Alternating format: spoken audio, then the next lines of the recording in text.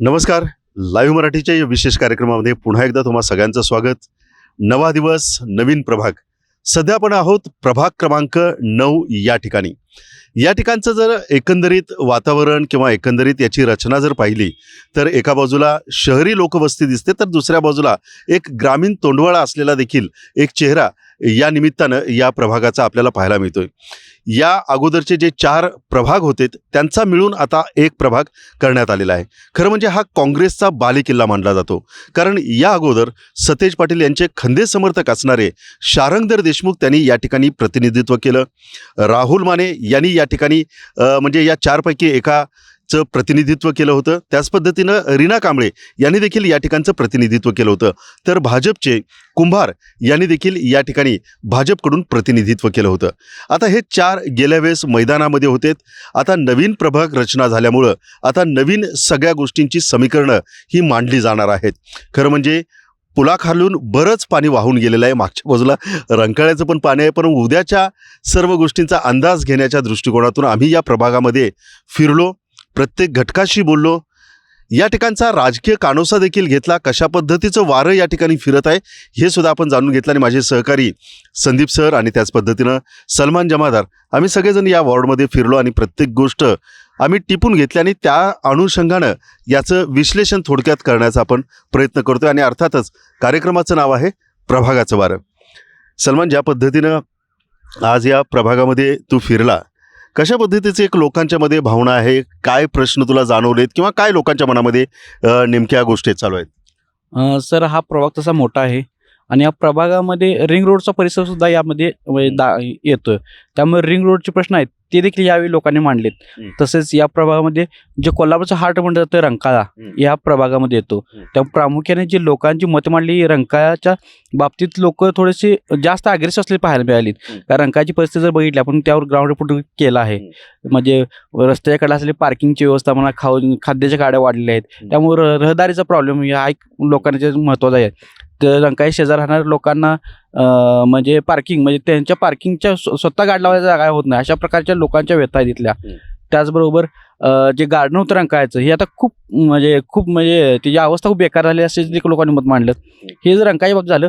पण जर आपण अंतर्गत भागामध्ये फिरलो त्यावेळी आपल्या लोकांच्या असं समस्या काय आलं की अजून काही ठिकाणी गल्ल्यात रस्तेच नाही आहेत, तर काही ठिकाणी रस्ते केलेत पण त्यानंतर तिकडे कोण फिरकलेच नाही. त्याच पाण्याचा प्रश्न बघितला तर पाण्याचा प्रश्न पण काही ठिकाणी आता थेट पाईपलाईन टाकल्या गेल्या आहेत, तर काही ठिकाणी आजही पाणी आलेलं नाही. पाण्यासाठी सुद्धा देखील इथे लोकांनी अनेक वेळा संघर्ष केलेला पाहायला मिळालेला आहे. ऐनवेळी म्हणजे अनेक लोकांनी रस्ता रोको करून रिंग रोड रोको अशा देखील घटना या ठिकाणी झालेल्या आहेत. मग कुठंतरी हे प्रश्न मिटले पाहिजेत. आणि म्हणजे भौतिक जे सुविधा आहेत, सुखसुविधा, म्हणजे कचरा उठाव असेल, त्याचबरोबर पाण्याचा प्रश्न असेल किंवा जो रस्त्याचा प्रश्न आहे, हा प्रामुख्याने सुटला पाहिजे असं मत जे आहे ते अंतर्गत भागातील लोकांनी व्यक्त केले. तर ज्या त्या रंकाळ्या साईडला जे हा प्रभाग मोठा असल्यामुळे रंकाळा देखील या प्रभागामध्ये हे आहे. त्यामुळे जे रंकाळ्या शेजार राहणारे लोक आहेत त्यांचं मूळ दुखणं आहे ते पार्किंगचं आहे. या भागातील लोक जे आहेत ती पार्किंगच्या समस्येने खूप त्रस्त आहेत. आणि त्याचबरोबर रंकाळा जे आपलं म्हणजे ऐतिहासिक असं हे ठिकाण आहे, आलेले पर्यटक ह्या पहिला या ठिकाणीच असतो, तर रंकाळा सुधारावा ही एक प्रामुख्याने इथल्या लोकांची मागणी असलेली पाहायला मिळाली.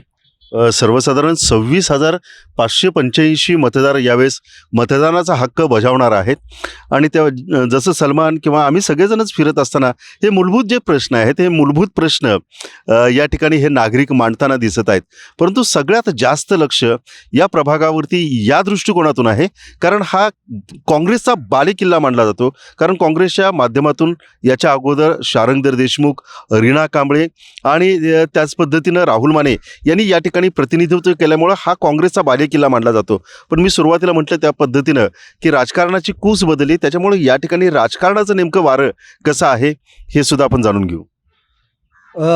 जसं सर मगाशी म्हटलं तुम्ही की ह्या संपूर्ण प्रभाग क्रमांक 9ला शहरासह ग्रामीण तोंडाळा आहे. रंकाळा तलाव, रंकाळा परिसर, सानेगुरुजी वसाहत, कनेरकर नगर, बोंद्रे नगर आणि फुलेवाडी रिंग रोड आसपासचा परिसर याला असल्यामुळे याला ग्रामीण बाज आहे या मतदारसंघाला, प्रभागाला. आता इथं प्रामुख्याने मागच्या समीकरण थोडी सत्ता समीकरण बदललीत. म्हणजे शारंगधर देशमुख जे एकेकाळचे आमदार सतेज पाटलांचे खंदे समर्थक होते, ते आता शिवसेना शिंदे गटात राजे क्षीरसागर साहेबांच्याकडे गेलेले आहेत. आता यावेळेस या प्रभागामध्ये खऱ्या अर्थानं म्हणजे सतेज पाटलांना जर आमदार सतेज पाटलांना आपल्या प्रतिष्ठा राखायची असेल तर ह्या मतदारसंघामध्ये काँग्रेसचं परत एकदा वर्चस्व सिद्ध करावं लागणार आहे.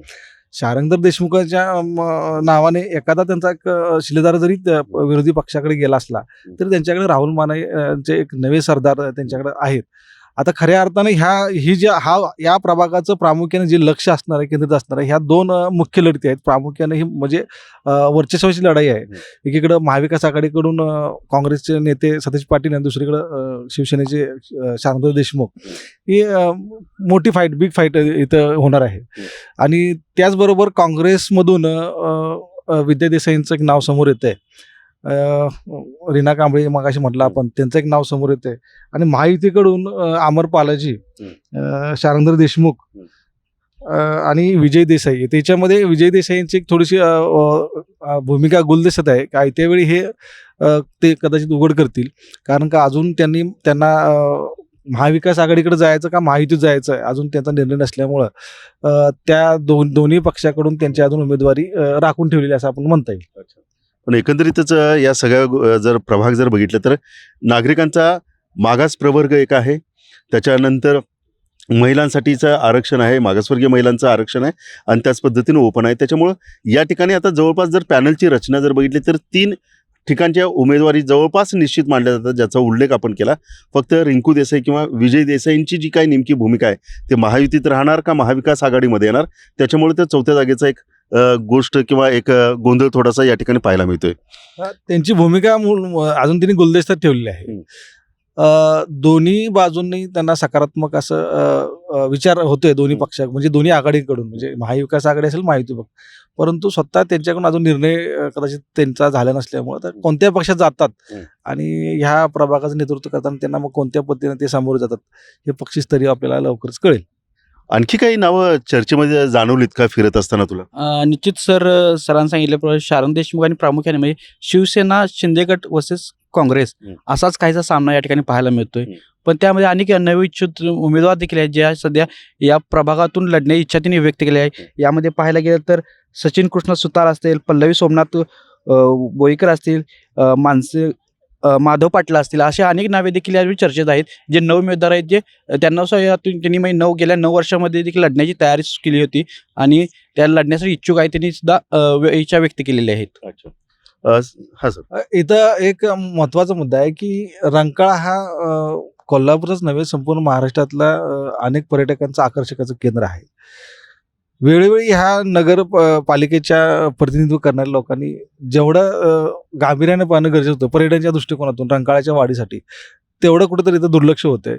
येणाऱ्या ह्या निवडणुकीच्या निमित्ताने रंकाळा प्रेमी असतील, इथले स्थानिक जनता असेल, मुळात इथल्या पर्यटकांचा जो विषय आहे की इथं रंकाळा टावर ते पूर्ण हा परिसर जर पाहिला तर शौचालयाचा एक विषय होतो. सार्वजनिक शौचालय आहे, युरिनरी आहेत महिलांसाठी, ह्या कुठंतरी कमतरता यायची, स्वच्छतेचा अभाव आहे त्या ठिकाणी. अंबाबाईला जे पर्यटक येतात ते भाविक म्हणजे मॅक्झिमम लोक ह्या ठिकाणी येतात. त्यामुळं एकतर संध्याकाळच्या वेळेस या रंकाळ्याच्या दोन्ही बाजून दुतर्फा पार्किंगची व्यवस्था ऑड इव्हन करणे आवश्यक आहे. संध्याकाळच्या वेळेस वाहतुकी कोंडी भरपूर प्रमाणात होती या ठिकाणी. आणि ह्या समस्या बरोबरच इथल्या जो काही इन्फ्रास्ट्रक्चर आहे, इथला संपूर्ण अतिक्रमणाचा एक विषय प्रामुख्याने येतोय रंकाळा परिसरामध्ये. तर तो एक मुद्दा गाजणार आहे यावेळेस निवडणुकीत लोकांच्या. सलमान, आणखी एक गोष्ट म्हणजे ज्या पद्धतीने एक नाही या लोकांच्या मध्ये आपण फिरलो, लोकांशी बोललो, तर आपण एक सातत्यानं हा अंदाज घेण्याचा प्रयत्न केला की 9 वर्ष प्रशासक राज होतं. 9 वर्ष प्रशासकाने या ठिकाणची सगळी व्यवस्था प्रशासन सांभाळलं. प्रशासकांच्या बाबतीमध्ये किंवा एकंदरीत महानगरपालिकेचे जे अधिकारी आहेत त्यांच्या बाबतीमध्ये नागरिकांच्या मनामध्ये काय नेमक्या भावना आहेत? लोकांच्या भावना म्हणजे प्रशासनात करण्यासारखं भरपूर काय होतं, पण ते प्रशासनाने म्हणजे करणं हे गरजेचं होतं, पण प्रशासन त्यात थोडंसं दुर्लक्ष केलं, कानाडोळा केला असल्याचं लोकांचं मत आहे. कारण की जे सौंदर्य होतं, म्हणजे आता लोकांचं मत आहे की लाली पावडर लावणे, म्हणजे आता ते विद्युत रोषणाई वगैरे असले ही लाली पावडर आणण्यापेक्षा जे रंकाळ्याचं मूळ दुखणं आहे, म्हणजे आता पाहिलं तर आपण जर गार्डन बघितलं तर त्याचं ग्रास असेल, त्याचबरोबर जे म्हणजे ही जी लहान मुलं खेळण्याचे आहेत ती पूर्ण मोळकळी चाललेली आहेत. ओपन जिम केलं होतं ते देखील मोळकळी चाललेलं आहे. त्याचबरोबर रंकाळ्याचं अनेक ठिकाणी बघितलं तर आता कट्टे ढासळलेले आहेत. त्यामुळे प्रशासनाने याच्याकडे कानाडोळाच केला असं त्या लोकांचं ठाम मत आहे. त्यामुळं कुठंतरी प्रशासनाने याच्यावर लक्ष देऊन त्यांचं करणं म्हणजे आता नगरसेवक नव्हते त्यामुळे करण्यासारखं त्याच्यावर भरपूर काय होतं, पण तिने लक्ष घालून ते करणं हे गरजेचं होतं असं यातले मत लोक आहेत ते मांडताना दिसत आहेत. महत्वाचा या ठिकाणी आणखी एक मी जसं सलमाननं सांगितलं की मूळ दुखणं रंकाळ्याचं आणि प्रशासनाच्या वेळेस ज्यांनी त्यांना प्रशासनाने हे कारभार आता गेले 5 वर्षापासून प्रशासनाचा कारभार आहे, बऱ्यापैकी कोणताही दबाव नव्हता, राजकीय सत्ताधाऱ्यांचा दबाव प्रशासनाला हे म्हणजे फ्री हँड होता. असताना सुद्धा प्रशासनाच्या अनास्थेमुळं ह्या ठिकाणी बरेच नागरिक सुविधांचा बोजवारा ओढला हे एवढं निश्चित आहे. सर आणखी एक हा. मुद्दा यात मांडला लोकांनी ते म्हणजे आंबाई टँक. हं.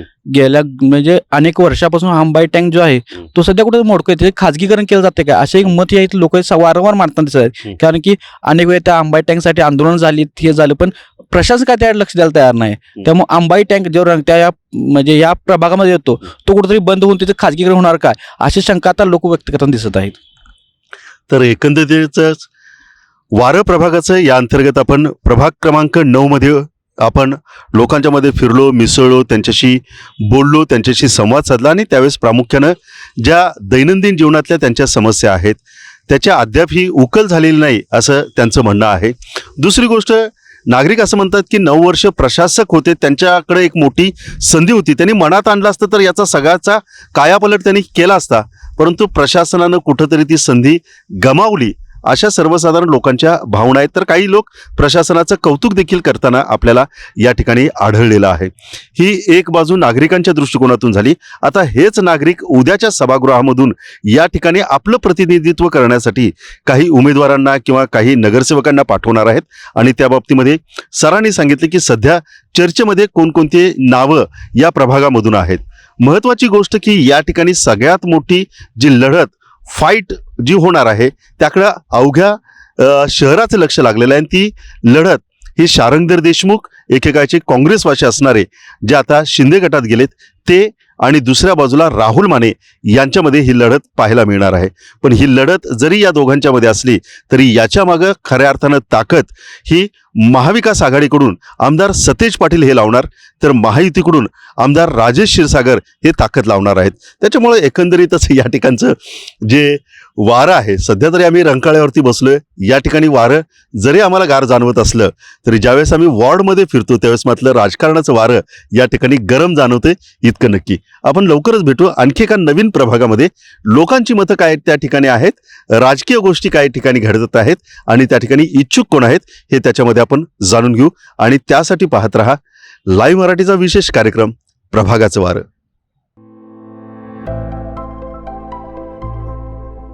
सैन्य आणि पोलीस भरतीमध्ये 35 वर्ष अविश्रांत सेवा देणारी महाराष्ट्रातील एकमेव संस्था म्हणजे आदर्श करिअर अकॅडमी. तब्बल 22,000हून अधिक यशस्वी विद्यार्थी इयत्ता 8वी ते 12वीसाठी विशेष तयारी वर्ग, स्वतंत्र अभ्यासिका, अनुभवी शिक्षक, मुलींसाठी स्वतंत्र राहण्याची सोय. प्रवेशासाठी संपर्क आदर्श करिअर अकॅडमी, बहादूरवाडी, तालुका वाळवा, जिल्हा सांगली. मोबाईल क्रमांक 915866 89 89 आणि 9960 88 88 33.